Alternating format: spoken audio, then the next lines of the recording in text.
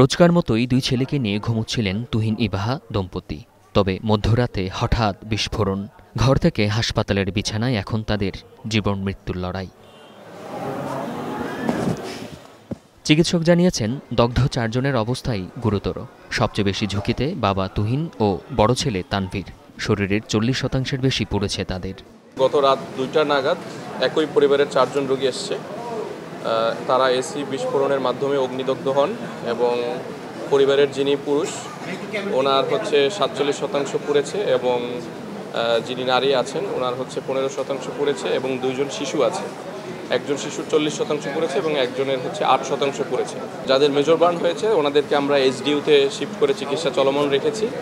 এদিকে তাদের শারীরিক অবস্থা জানতে হাসপাতালে অপেক্ষমান স্বজনেরা। পরিবারটির করুণ এই পরিণতিতে তাদের বাকরুদ্ধ অবস্থা। আনুমানিক 1টা বা 1:30 হবে এরকম সময় হঠাৎ করে বিস্ফোরণেই তাদের ঘুম ভাঙে এবং বিস্ফোরণ থেকে তখন তারা ঘুম ভাঙেই তারা সারা শরীরে দেখে যে আগুন, পুরো রুম আগুনে ছড়িয়ে গেছে। আমার কথা বলার কথা শক্তি নাই। তাদের অবস্থা অনেক গুরুতর, অবস্থা অনেক খারাপ।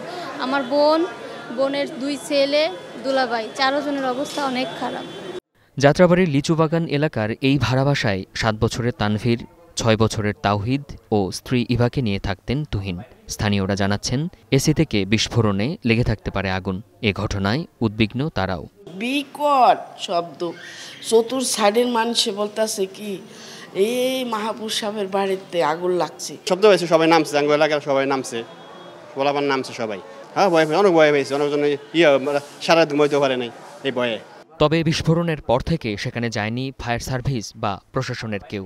তাই নিশ্চিত করে আগুন লাগার কারণও জানা যায়নি। আল আমিন, স্টার নিউজ, ঢাকা।